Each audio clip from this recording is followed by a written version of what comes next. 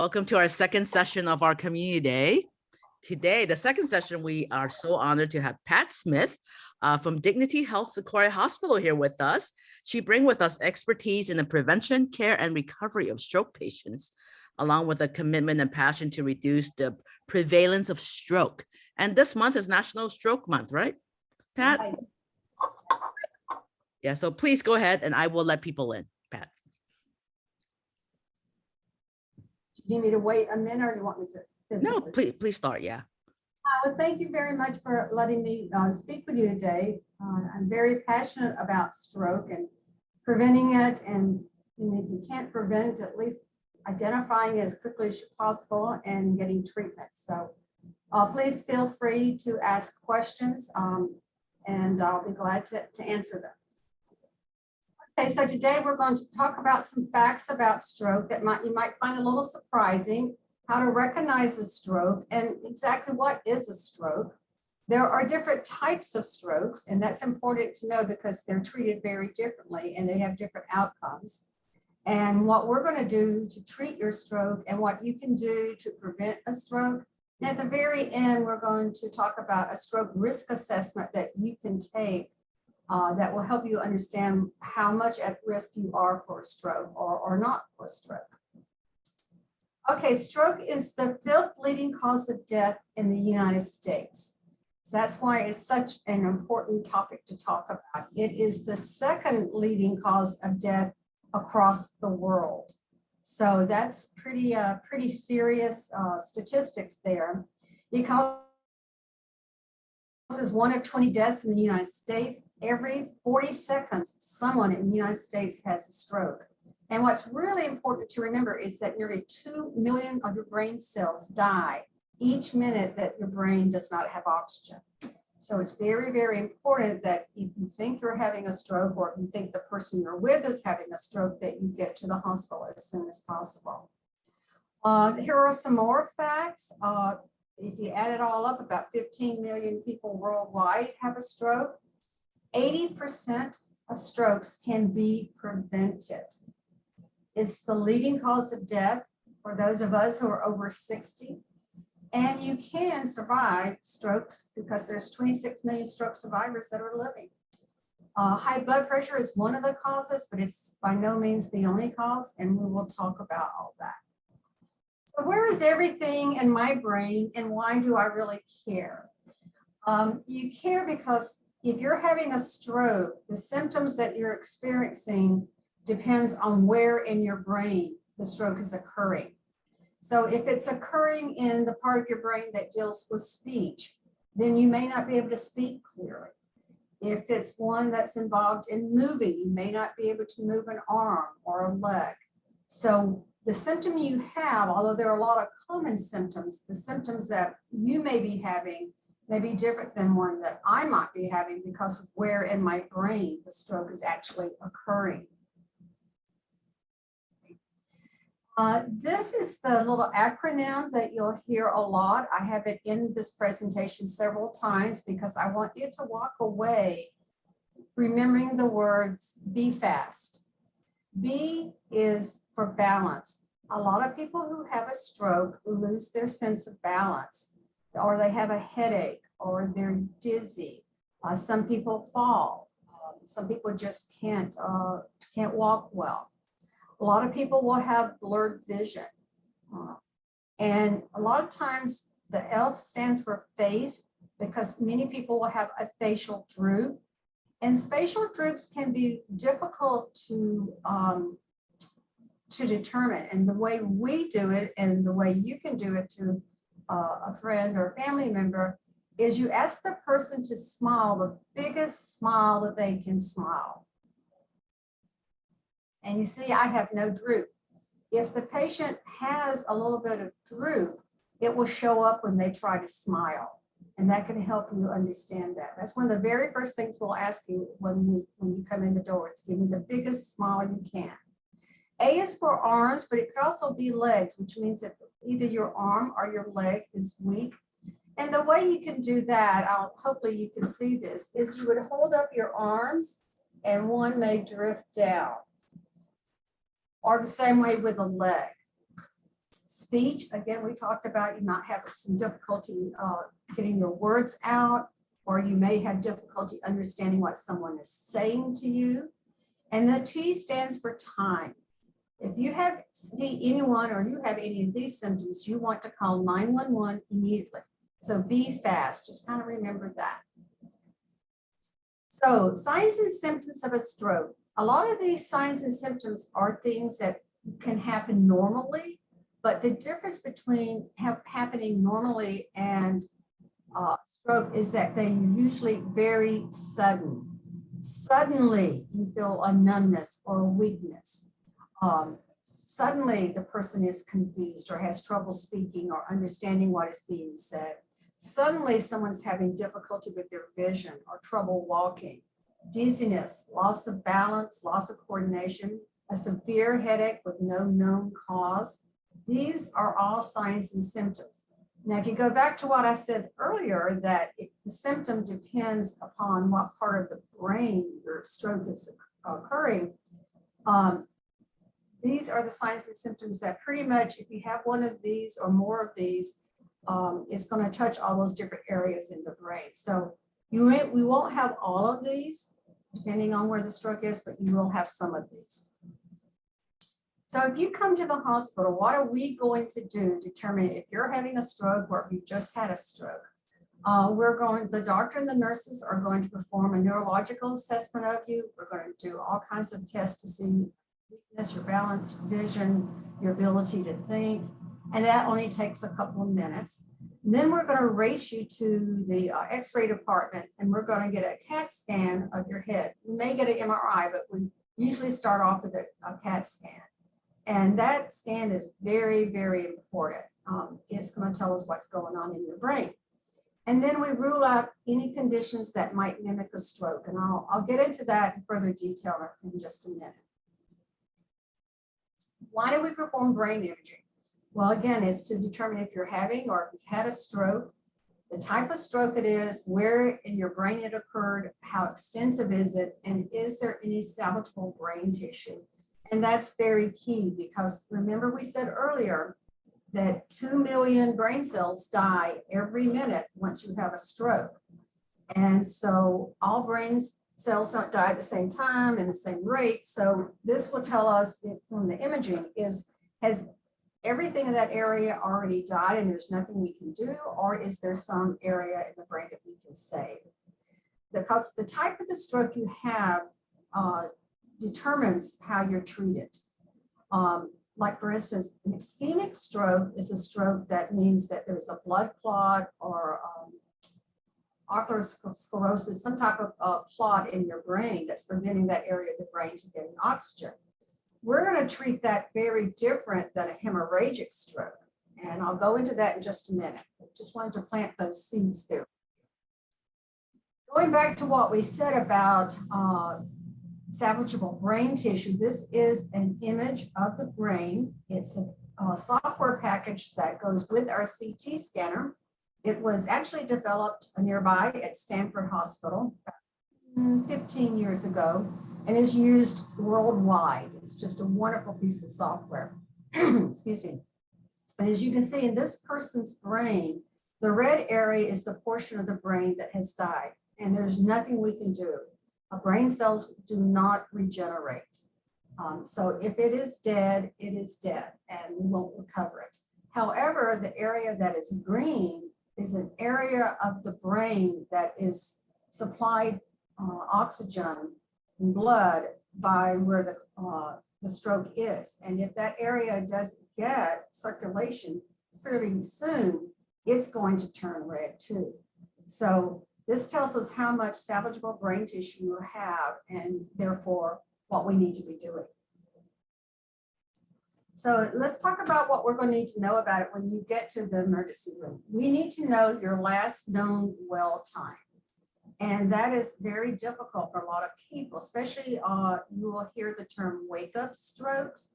A lot of people say, well, I was fine when I went to bed last night. And then when I got up this morning, I noticed that my leg was weak or my face was lopsided, or when I got up to go to the bathroom during the night. So we need to know exactly when that was, because we only have a small amount of time to treat the stroke and before it's too late, okay? We also need to know what medications you take, because as we'll go into in just a minute, sometimes medications, the side effects can actually mimic a stroke. So we need to know what medications you're on and when you took them last. And also we need to know your medical history. You know, are you a diabetic? Do you have high blood pressure, etc.? We also need to know about your previous surgery histories. So we're going to ask you a few really quick questions. And usually if we were in person, there's this little piece of paper that we would give out that you fold up and put in your wallet. And you probably already have some of these because all hospitals give them out. And it's where you list your medications, your surgeries, and any conditions. And I urge you to use those and put them in your wallet, because oftentimes, you know, whoever's bringing you to the hospital or whatever doesn't actually know all of your history. So to have it written down is wonderful. So there's two types of stroke, a hemorrhagic and an ischemic. Okay, so the hemorrhagic is where, as I said before, a blood vessel actually bursts and you start bleeding into your brain. Okay. Ischemic stroke is lack of blood flow to a part of your brain, and that's because there's a clot of some type. It's either plaque from high cholesterol and high lipids, or it's a blood clot. Usually it's a blood clot. So what happens is that clot will travel up into your brain, and then it'll finally get to a spot where it just can't go any further. It's stuck. And so that area then begins to die. And as I said before, not all parts of the brain die at the same rate. The area closest to the clot is going to die first. And then as you saw in the picture before, that green area, that's going to die a little later. And why? And that's because we all have collateral circulation in our brain. And that collateral circulation will help that part of the brain until it can't help it anymore. So this is just another picture of the blood clot or the plaque. So you can see at the bottom, there was a plaque there, and because of the plaque, the blood clot couldn't get through. Sometimes it's actually the plaque itself that breaks off and goes into the brain. The two main causes, which is what we already talked about, is the cholesterol and the blood clot. There's a condition called atrial fib, and it's responsible for 20% of your strokes. And I'm going to go into that in great detail. One of the things that I encourage everyone to do, that once you hit 60 years of age, you should have a cardiac consultation. You should see a cardiologist, and you need to get a 12-lead EKG so that they can see if you have atrial fib. Because atrial fib can cause heart attacks, it can cause stroke, it can cause a lot of problems, okay? Now this is a picture of what atrial fib looks like. And there's 4 chambers in your heart. The uppers are called atrium and the lowers are called ventricles, excuse me. And they pump. Blood flows into the atrium and it goes out in the ventricles. And what makes the heart pump is electrical stimulation. So it's kind of like your heart's kind of like plugged into the outlet in the wall. And so when there's a firing of the electrons, then that tells the muscle to contract and pump. In atrial fib, it doesn't pump the same. The electrical impulses are not the same as if you didn't have atrial fib. This is really hard because I'm used to standing in front of people, so I apologize, but this is what I always show, is that in normal hearts, your atrium and your ventricles are just pumping nice and consistently. But in atrial fib, they're fibbing. They're not completely, they're not completing the contraction.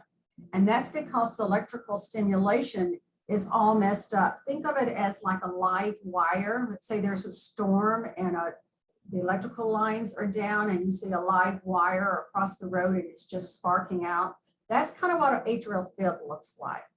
And what happens is, because it's not pumping concisely, because it's not getting the right electrical stimulus, blood will pool in the atrium. And then if blood pools, it begins to congeal. And then if it congeals, then it turns into clots. And then eventually one of those clots will escape and it will race to your brain, or it will race to your coronary arteries and give you either a heart attack or a stroke. So that's why atrial fib is really, really important to know that you have it and to take the right medications and the right treatments for it. If you have an ischemic stroke, there are 3 things that we can do. We can give you the clot buster drug. There is a drug out there that we would give to you in your vein, and it will dissolve the clot. And once the clot is dissolved and blood is flowing back to your brain, you won't have any more brain cells die. Sometimes it's too late for that. If we don't give you the clot buster drug within 4.5 hours after your last known well time, then it's too late. It won't do any good after that. There's medical management, which is where we're just trying to make sure that we take care of all the other conditions and we take care of any of the side effects of your stroke and so forth. And then there's also something called endovascular clot retrieval. And what that is some of the vessels in your brain are bigger than others. And if you have a very large vessel and there's a very large clot, the clot buster drug may not be strong enough to, sorry about that, I thought I had my phone on off, apologize for that, may not be strong enough to completely dissolve that clot. So then we would need to go in surgically. Actually, we actually go in through a blood vessel. We don't go into your brain through your head. And we go in and we actually pull the clot out. I'll show you a picture of that. Right. But again, we need you to be in the hospital quickly. That's why time is so, so important. As soon as you think there might be a stroke happening, get to the hospital, and so that we can help you this way that we can help you. Here's a picture of what a clot retriever looks like. The one on the left is the cartoon version, and the one on the right is the real version. We thread this wire coil up your vessel and get all the way up to where the clot is, and we twirl it around, and it pulls the clot inside of it, and then we pull it back out. And then that whole vessel has been opened up, and you've got blood flowing to that part of the brain. We do not do that here at Sequoia. We transfer patients who need clot retrieval to Stanford. And we do it very fast, so it's not an issue of should I go to Stanford first, because large vessel occlusions like this are not that rampant. There are few in between. So again, if it's too late to give you the clot buster and there's no large blood clot, then we're going to work hard to manage all the effects of the stroke that you're having, identify what caused your stroke and what you can do and what we can do to prevent your having any future strokes. Again, another picture of what a hemorrhagic stroke looks like. A vessel has burst. There's not a lot you can do about hemorrhagic strokes to prevent them, with one big exception, and that is your blood pressure. When we're born, our blood vessels are already formed, and sometimes these blood vessels have a weak spot, or they have a little bubble on them that pops. And I usually discuss it kind of like if you have a balloon that has started to be deflated. You know how you like to kind of play with it sometimes and squeeze it, and you see a little part of it pop up, and that part is much thinner than the rest of the balloon. That's an aneurysm, and that can cause a stroke. And it's not going to usually cause a stroke on its own, but if it gets too much pressure, it is going to cause a stroke. And that's why you need to keep your blood pressure in the right parameters. So if you have high blood pressure, you really need to see your doctor and get on the right medications and do whatever else he or she may tell you to do to lower that blood pressure. Again, another picture. Pictures speak so well. So 13% of strokes are hemorrhagic, and unfortunately, at least half of the patients will pass away. And usually it's pretty fast, because you have to think about what's going on. It's not just the fact that your blood vessel has burst, and so that part of the brain is not going to get any oxygen because the blood is not flowing, It's just flowing out and around. And all that blood that's in your brain puts more pressure within your brain, and your brain begins to swell. And as you know, our skull does not enlarge. So if there's nowhere for all that blood and all the swelling to go, and so it's very difficult to recover from hemorrhagic stroke. Again, the mortality rate is much higher than ischemic, and even out to 30 days. Because usually what happens is there's a lot of swelling, and as the swelling occurs, that prevents oxygen from going to other parts of your brain.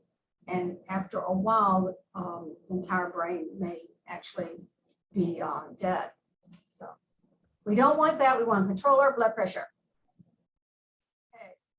Again, this is the little aneurysm I was talking about, the blood pressure we talked about, and there's nothing you can do about, if you have an aneurysm or a malformed blood vessel, except control blood pressure. So depending upon what causes it, there are times that there are surgical interventions, and we can go in and repair the vessel, and we can actually remove all the excess blood or swelling. That's one option. We also are constantly giving you medications and what other treatment we can do to keep your blood pressure down, because we don't want we don't want the blood flowing any more than we can. This is very, hemorrhagic stroke is very irritating to your brain. So you may start seizing. And so we will have to give you medications for that. Again, we keep the blood pressure down. We give you other medications to decrease the pressure in your brain. And then, as I said before, we might actually do surgery. If surgical is not an option, then again, we determine the cause of the bleeding, we control blood pressure, etc. And we hope for the best. There's something called mini strokes. In reality, that's not a scientific term, but that's okay. It's called a transient ischemic attack, and it kind of explains itself. The word transient, as we know, means it's not, it comes and it goes. So a lot of people will have signs and symptoms of a stroke, but then in a few minutes it goes away, or in an hour it goes away. We still want you to come to the hospital, because anyone who has a mini stroke will very likely go on to have a stroke. So it's kind of the way of your body warning you, hey, you're starting to get in trouble here, and you may be having a stroke. So I'm going to give you a warning so you can go and find out what's going on and take care of it, okay?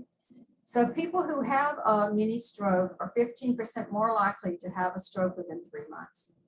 So please come on to the hospital, even if you're still, now you're back to normal and you're feeling great, because we're going to still do the same test on you, and we're going to find out what caused you to have that mini stroke and what we can do to prevent it from turning into a stroke. Here's a good example. We have two major arteries that go up our neck. They go up and then they bifurcate out. They turn into little V's, and they go out to supply circulation blood to our brain. And sometimes those arteries get clogged, and usually it's due to plaque. And so we do what we call roto-rootering of the carotid arteries. We take you to surgery, and we go into those arteries, and we literally scrape them clean. We clean out those arteries so that you will be able to get the maximum amount of blood into your brain. Because as they get more and more filled with plaque, less blood can go to your brain. And with the less blood, sometimes it's not enough blood, and you end up having a stroke. So another reason why, if you have a TIA, we want you to come in, and that's one of the things we'll do is check your carotids to make sure that they're patent and they're open and you've got enough blood flow. Sometimes it is a blood clot, but the clot somehow was able to work its way through. But we can find out if that's what caused it, and then we can find out why you're having those blood clots. So again, excuse me, go to the hospital immediately. Again, we're going to do the same thing. We're going to assess you. We're going to do images of your brain. We're going to look at you, like your medications. We tend to admit you overnight, because the first 24 hours are the most critical that you might have your stroke. So we like to put you in the hospital and we check on you on a regular basis because we want to see if you're having a stroke. Here are some conditions that mimic a stroke. A highly intoxicated person could be dizzy, have trouble with balance, and so forth. Migraines oftentimes present, and we call a code strokes. We think it's a stroke, but it turns out it's a migraine.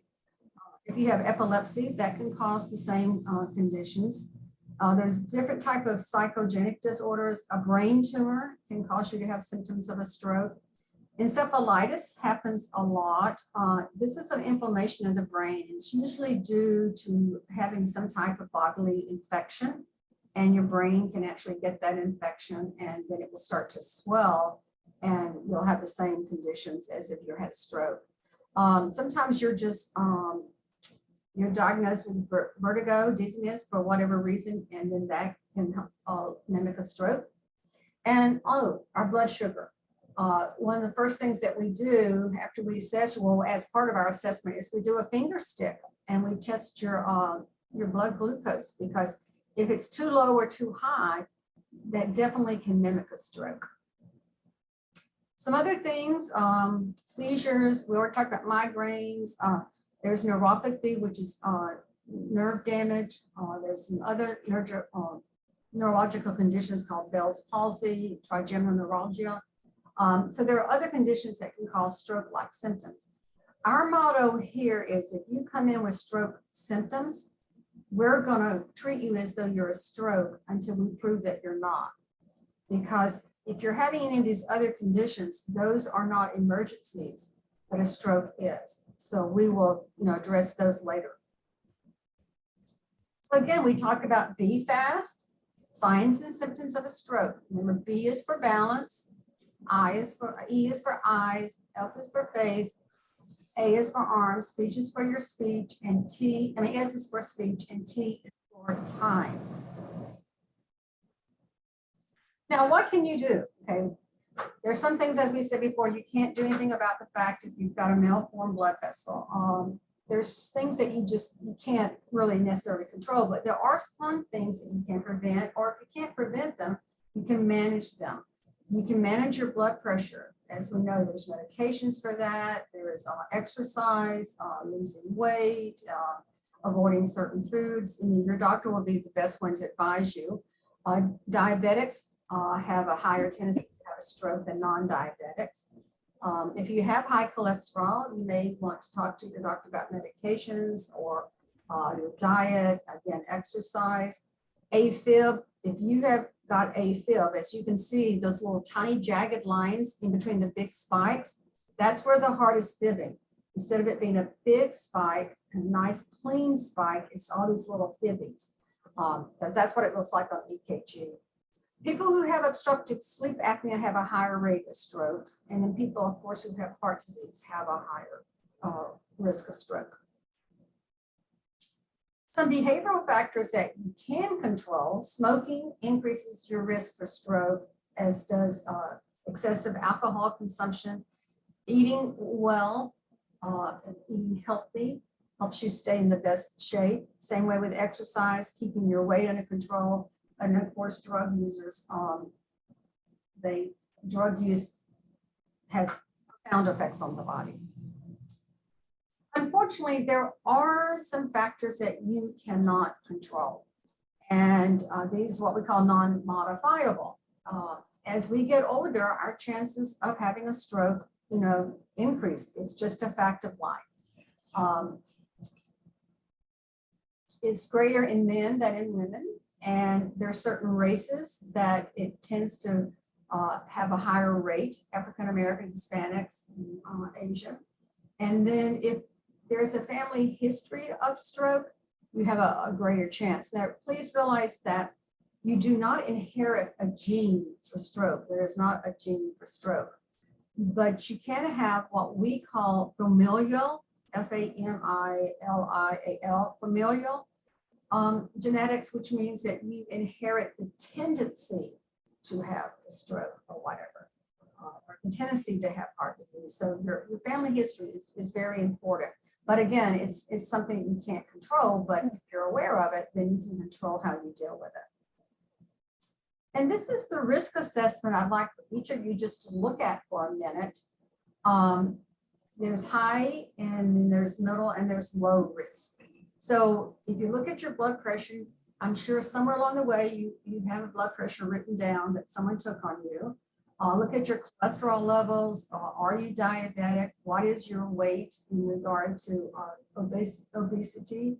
Do you smoke? Or what kind of exercise do you get? Do you have atrial fib, and do you have family history? The more of these that you have in the red column, then the more higher at risk for stroke you are. And so one of the things that people ask, so I'll go ahead and tell you is, if you have high blood pressure, but you're taking medication and doing whatever else you can for it, and it's controlled, then that risk is not as great. So controlled high blood pressure is one thing. Same way with cholesterol. If you have high cholesterol, high lipids, but you're taking medications and you've altered your diet and your exercise, whatever it is you're doing, and your lipids and your cholesterol are now in a normal level, then that decreases your risk. So just kind of keep that in mind.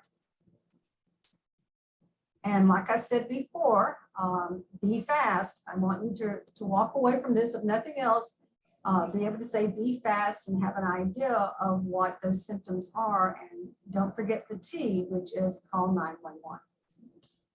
So that is my presentation. And normally I'm moving around and doing all kinds of things to make some of this clear. It's a little harder on Zoom, so I apologize for that, but I am open for any questions that you have.